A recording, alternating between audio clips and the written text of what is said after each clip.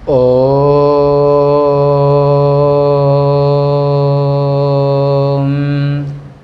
भद्रं कर्णेभिः शृणुयाम देवा भद्रं पश्येमाक्षभिर्यजत्राः स्थिरैरङ्गैस्तुष्टुवागुं सस्तनोभिर्यशेम देवहितं जदायुः स्वस्ति न इन्द्रो वृद्धश्रवाः स्वस्ति नः पूषा विश्ववेदाः स्वस्ति नस्तारक्षो अरिष्टनेमिः स्वस्ति नो बृहस्पतिर्दधातो।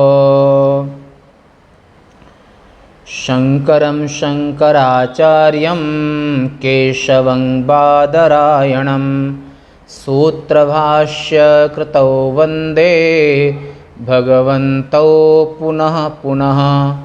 ईश्वरो गुरुरात्मेति मूर्तिभेदविभागिने व्योमवद्व्याप्तदेहाय दक्षिणामूर्तये नमः। ओम शांति शांति शांति।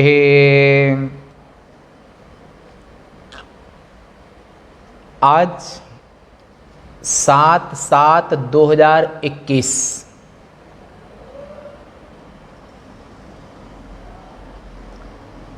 उपनिषद आश्रम उज्जैन से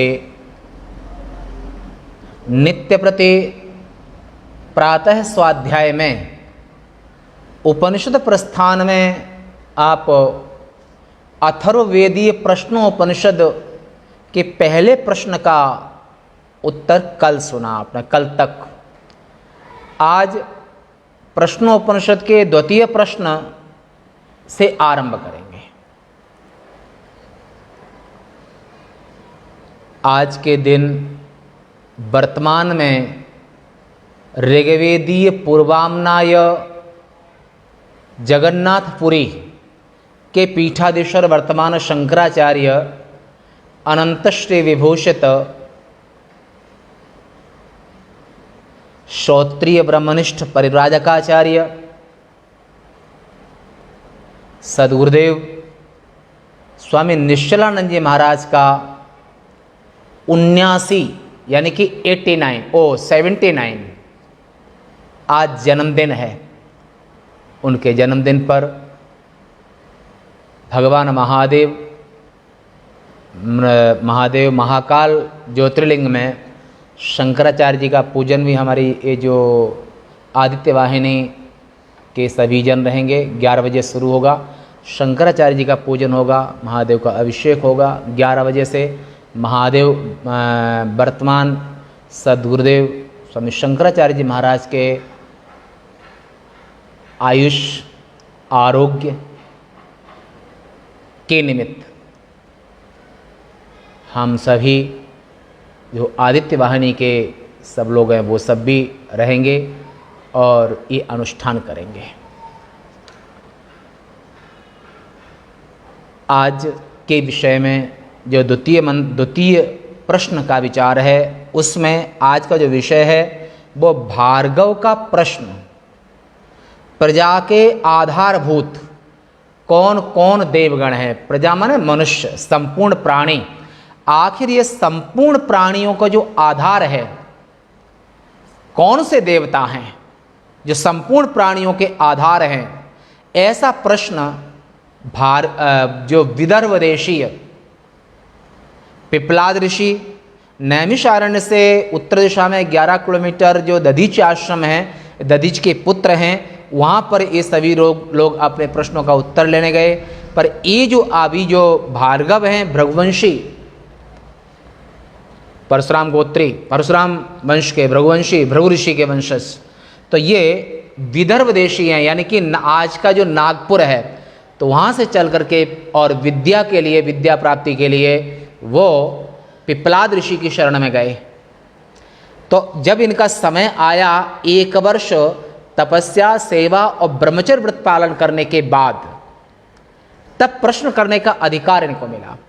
तब जब इनका समय आया तो भार्गव जो विदर्भ देशी हैं, उनने ये प्रश्न किया आचार्य पिपलाद से, जो दधिच के पुत्र हैं।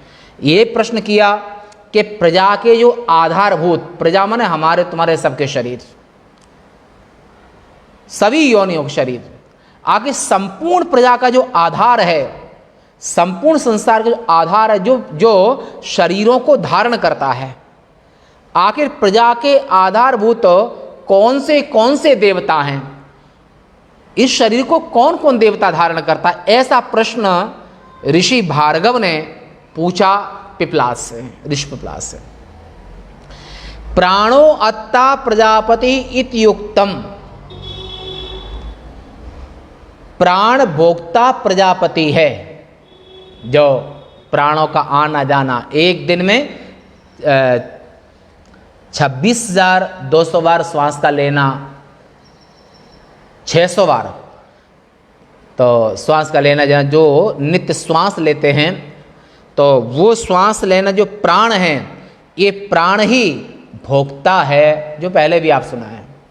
यह पहले कहा उसका प्रजापतित्व, ये भी प्रजापतित्व आपने सुना कि सूर्य भी, सूर्य में प्रजापतित्व, अन्न में प्रजापतित्व, शुक्ल कृष्ण पक्ष में प्रजापतित्व, और उत्तरायण दक्षिणायन में प्रजापतित्व, और सूर्य का सर्वाधिष्ठानत्व, ये विषय आप सुन चुके हैं पहले में। तो ऐसे जो प्रजापतित्व और भोक्तृत्व, भोगने वाला भोक्तृत्व, इस शरीर में ही निश्चित करना चाहिए। भोक्ता शरीर है तो शरीर के अंदर ही भोक्ता रहता है? तो इसलिए यह प्रश्न आरंभ यहाँ किया जाता है। मूल उच्चारण कर लेते हैं। अथ हैनं भार्गवो वैदर्भी पप्रक्ष भगवन् कत्येव देवाः प्रजा विधारयन्ते कतर एतत् प्रकाशन्ते कः पुनरेषां वरिष्ठ इति। अथ हैनं भार्गवो वैदर्भी पप्रक्ष भगवन् कत्येव देवाः प्रजाः विधारयन्ते कतर एतत् प्रकाशन्ते कः पुनरेषां वरिष्ठ इति। ये मूल श्रुति पाठ, मूल उच्चारण है। मूल का सामान्य अर्थ यह है कि तदनंतर उस पिपलाद मुनि से, जो नैमिषारण्य से 11 किलोमीटर जो दधीच आश्रम में दधीच के पुत्र हैं पिपलाद ऋषि, उनसे, पिपलाद मुनि से विदर्भ देशी का वर्तमान में, माने आज के समय का जो नागपुर, यहाँ की रुक्मिणी भी थी, और ये जो ऋषि हैं ये विदर्भ देश में के रहने वाले हैं, वहीं साधना करते हैं। तो विदर्भ देशी भार्गव ने भृगुवंश में उत्पन्न, भृगु गोत्र इनका भार्गव, इस प्रजा को कितने देवता धारण करते हैं? भार्गव ने पिपलाद ऋषि से पूछा, हे गुरुवर, हे गुरुदेव, ये शरीर को, इस प्रजा को, ये शरीर, जैसे ये शरीर जितने भी सब शरीर हैं, शरीर तो एक ही समान है, आखिर इन शरीरों को धारण कौन करता है? स्थूल देह को आखिर कौन सा देवता धारण करता है, और उनमें से कौन कौन इसे प्रकाशित करता है? कौन सा देवता शरीर को धारण करता है और कौन सा देवता इसे प्रकाशित करता है, और कौन उनमें, इन देवों में कौन सा देवता सर्वश्रेष्ठ है? 3 प्रश्न हो गए। कौन इस देह को धारण करता है? एक प्रश्न। कौन इस देह को प्रकाशित करता है? दूसरा प्रश्न। और इन देवों में कौन श्रेष्ठ है? ये 3 प्रश्न यहां पर हो गए। अब इनके उत्तर क्रमशः आचार्य कहेंगे, आचार्य पिपलाद इन सब का उत्तर क्रमशः आगे बोलेंगे। भाष्य देख लेते हैं। तदनंतर उनसे विदर्भ देशीय भार्गव ने पूछा, हे भगवान, हे गुरुदेव, इस शरीर रूपी प्रजा को कितने देवता विधारण करते, यानी कि विशेष रूप से धारण करते हैं? पहला प्रश्न। तथा ज्ञानेन्द्रिय और कर्मेंद्रियों में विभक्त हुए, ज्ञानेन्द्रिय श्रोत्र, त्वचा, चक्षु, जिह्वा और घ्राण, कर्मेंद्रिय वाक, पाण, पाद, उपस्थ और गुदा, प्राण, अपान, व्यान, उदान, समान, ये 5 प्राण। नाग, कूर्म, करकल, देवदत्त, धनंजय, ये 5 उपप्राण। 5 ज्ञानेन्द्रियां, 5 कर्मेंद्रियां, 5 प्राण, 15 हो गए। मन, बुद्धि, चित्त और अहंकार 4 ये हो गए। अंतःकरण 1 है, 4 वृत्तियां हैं। प्राण 1 है पर 5 उनकी वृत्तियां हैं, अंग हैं, वृत्तियां हैं। तो मन, बुद्धि, ऐसे 19 हो गए। तो यहां पर कहा ऐसे कर्मेंद्रियों में, ज्ञानेन्द्रिय और कर्मेंद्रियों में विभक्त हुए उन देवताओं में से कौन प्रकाशित करता है? अपने महात्म को प्रकट करना ही प्रकाशन है। और इन भूत एवं इंद्रिय देवताओं में से सर्वश्रेष्ठ कौन है? ऐसा प्रश्न किया। उत्तर यहां से आरंभ करते हैं। लंबा है उत्तर तो, खैर तो कई दिन चलेगा होता है। शरीर के आधारभूत आकाशादि। आचार्य पिपलाद उत्तर देते हैं, हे शिष्य, हे वत्स पुत्र, शिष्य और पुत्र एक ही समान होते हैं, इसलिए उनके लिए भी वत्स शब्द प्रयोग कर सकते हैं, तात भी प्रयोग कर सकते हैं। तात पिता के लिए भी प्रयोग होता है शब्द, और तात पुत्र के लिए भी होता है, सम्मान, आदर प्रकट करने अर्थ में।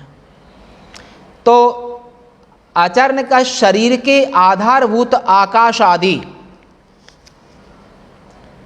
तस्मै स होवाच आकाशो हवा एष देवो वायुरग्निरापः पृथिवी वाङ्मनश्चक्षुश्रोत्रं च ते प्रकाश्य अविवदन्ते वयमेतद्बाणम् अवष्टभ्य विधारयामः। तस्मै स होवाच आकाशो हवा एष देवो वायुरग्निरापः पृथिवी वाङ्मनश्चक्षुश्रोत्रं च ते प्रकाश्य अविवदन्ते वयम् एतद्बाणम् अवष्टभ्य विधारयामः। ये मूल श्रुति, इसका सामान्य अर्थ, भाष्य में विशेष है। इस सामान्य ये होगा कि इस मूल श्रुति का, तब उससे आचार्य पिपलाद ने विदर्भ देशीय ब्राह्मण जो कुमार है, जो ऋषि है, उनसे कहा वह देव आकाश है जो सभी को धारण करता है। पृथ्वी विश्वस्य धारिणी, अन्य श्रुति में पृथ्वी को धारित्री कहा है, पर पृथ्वी को जल धारण करता है, जल को तेज धारण करता है, तेज को वायु धारण करता है, और वायु को आकाश। यही प्रसंग आप विस्तार से यजुर्वेदीय वाजसनेयी शाखा में बृहदारण्यक श्रुति में आप जनक की सभा में याज्ञवल्क्य और गार्गी के संवाद में बड़ा आनंद आएगा। संपूर्ण वेदों का जो 4% भाग है, उस वेदों के 4% ज्ञान कांड का नाम उपनिषद है। जिस उपनिषद विज्ञान को आप सुन रहे हैं, और इस संपूर्ण वेदों का सार ज्ञान कांड है। तो गार्गी ने प्रश्न किया था, ऋषिवर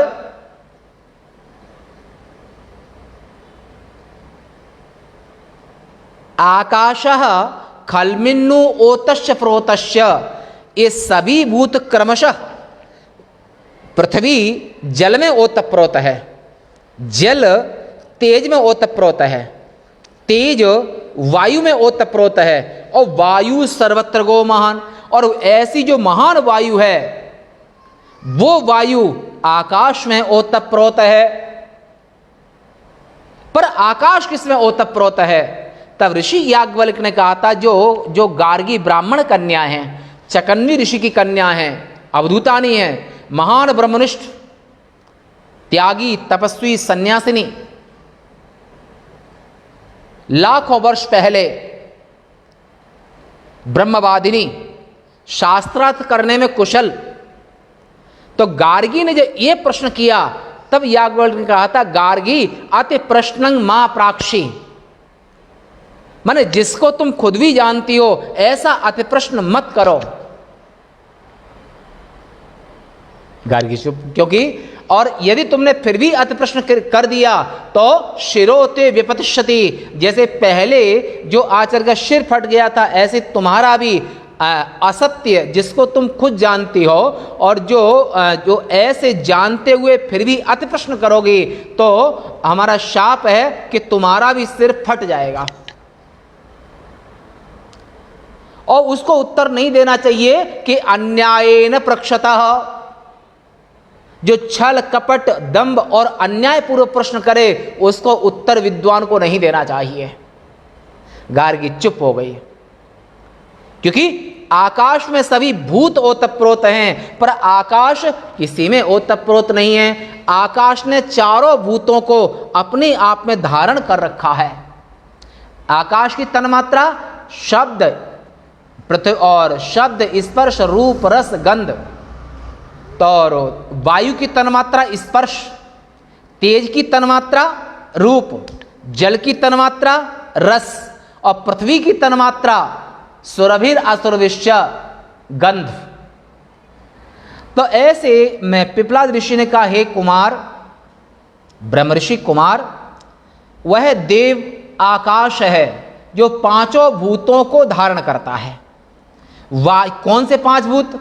वायु, अग्नि, जल, पृथ्वी, वाक माने संपूर्ण कर्मेंद्रियां, मन यानी कि संपूर्ण ज्ञानेंद्रियां, श्रोत्र, त्वचा, चक्षु, जिह्वा, घ्राण और मन, बुद्धि, चित्त, अहंकार, ये 9 का जो उपलक्षण है, जो 9 का प्रतिनिधित्व जो करता है उसे मन।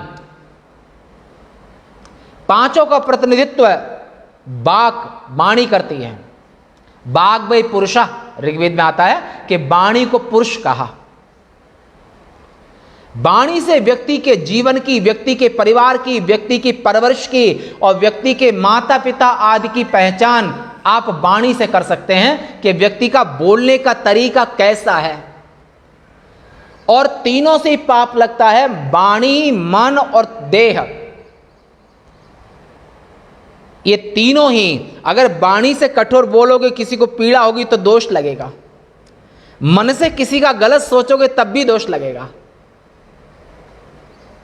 शरीर से किसी को मारोगे, कष्ट दोगे तब भी दोष लगेगा। पर किसी में असुर नहीं आते हैं। जो धर्म के विरुद्ध हैं, पापी हैं, समाज के दुश्मन हैं, माने मातु पिता नहीं देवा, जो माता पिता गुरु और देवता को नहीं मानते हैं, ते निश्चर संप्राणी, ऐसे जो धर्म के विरोधी हैं इनको मारने में कोई पाप नहीं होता है, इनको पीड़ा देने में कोई पाप नहीं होता है। अगर असुरों को दुख होगा तो सज्जन पुरुष चैन से जी सकेंगे। असुर मारे था पैसुरन राखे निज श्रुति से, तो जग विस्तारे विविधि विधि, राम जन्म के हेतु अनेका, परम विचित्र एक ते एका। जगन्नियंता ईश्वर का जब अवतार होता है तो उसका उद्देश्य मुख्य ये होता है कि असुरों का विनाश, धर्म के विरोधियों का विनाश और धर्म को मानने वाले धर्मात्माओं की रक्षा। विप्रधेन सुर संतहित लीन मनुज अवतार, निज इच्छा निर्मित तनो माया गुण गोपार। ऐसे जगन्यंता ईश्वर, जिस ईश्वर में पांचों भूत कल्पित हैं, ऐसे जगन्यंता ईश्वर ही यहाँ पर वो दंड के रूप में वही हैं, धर्म के रूप में वही हैं और परमात्मा असुर मार थापे सुरन, ऐसे परमेश्वर असुरों का संहार करके और साधु पुरुषों का, सज्जनों का रक्षण करते हैं।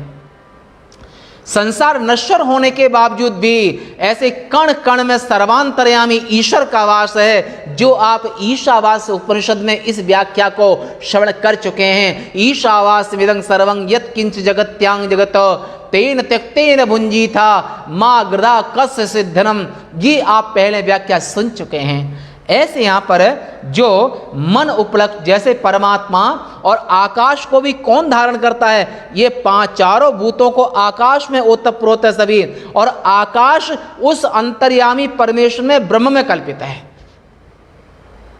इसलिए सर्वाधिष्ठान जगन्यंता ईश्वर ही सर्वाधिष्ठान है।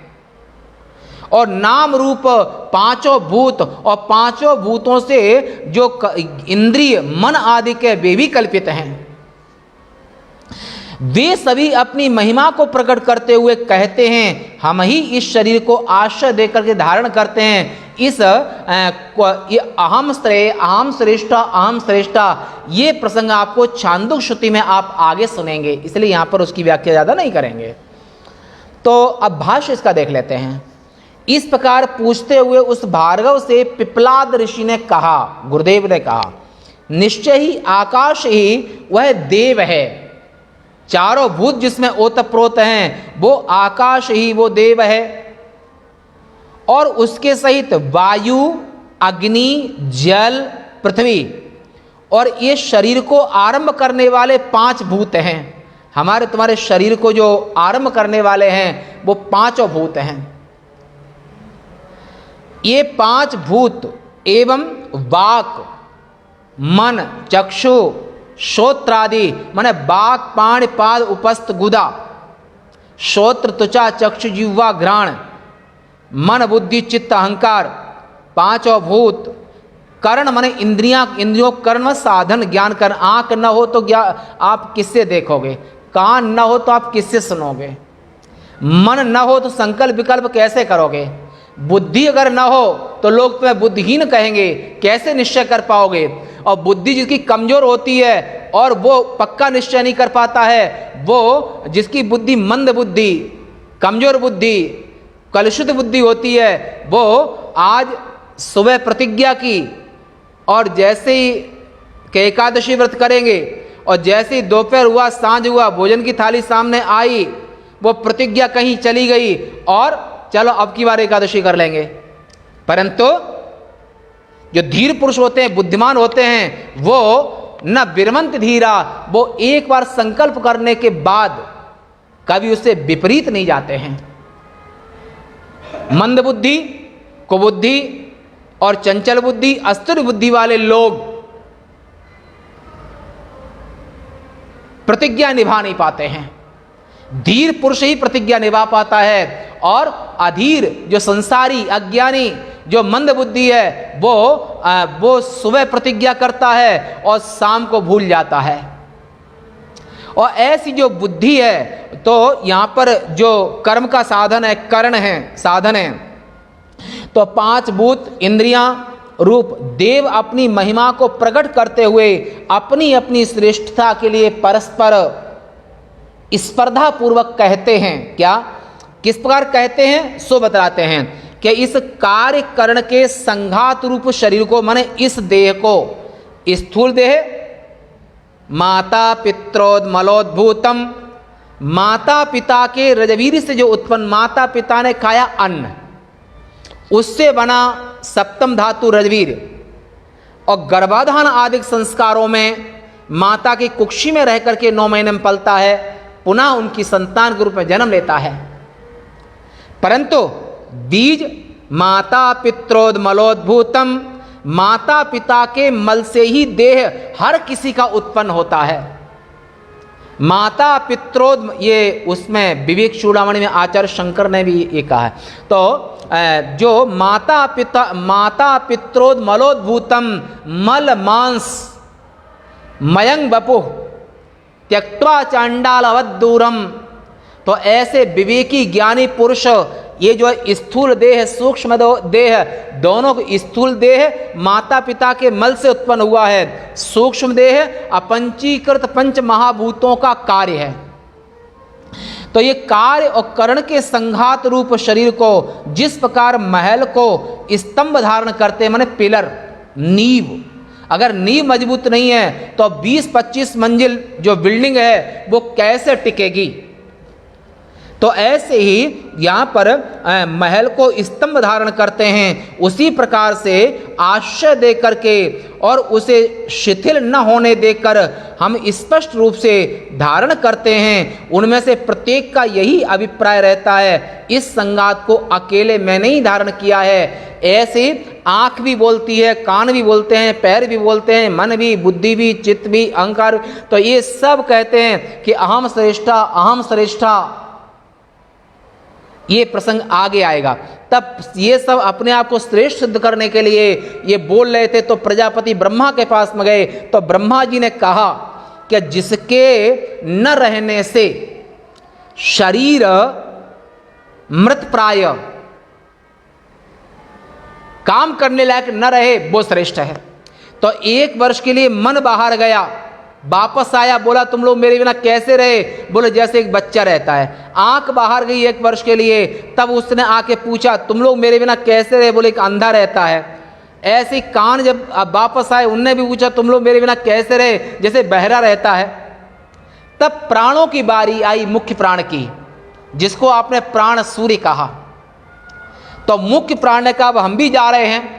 तो जैसे ही इस इंद्रियां सभी हैं, ज्ञानेंद्रियां, कर्मेंद्रियां, सुंदर युवा शरीर सब कुछ, पर प्राण इसमें अगर ना हो, प्राण निकलने लगे, और जैसे ही देह से प्राण निकलने लगे तो इंद्रिय विकल भई, तो इंद्रियां आदि सब विकल हो गई कि हमारे बिना तो इस देह का कुछ नहीं बिगड़ा। और जैसे मुख्य प्राण इस देह से निकलने लगे तो शरीर शव होने लगा, मुर्दा होने लगा, शिथिल होने लगा। तो सभी इंद्रियों ने, मन ने हाथ जोड़कर कहा कि आप ही मुख्य प्राण ही हमसे श्रेष्ठ है। ये प्रसंग हमने आगे बताएंगे, आगे जब आएगा तब। तो आज यहीं तक शेष वार्ता, कल। ओम।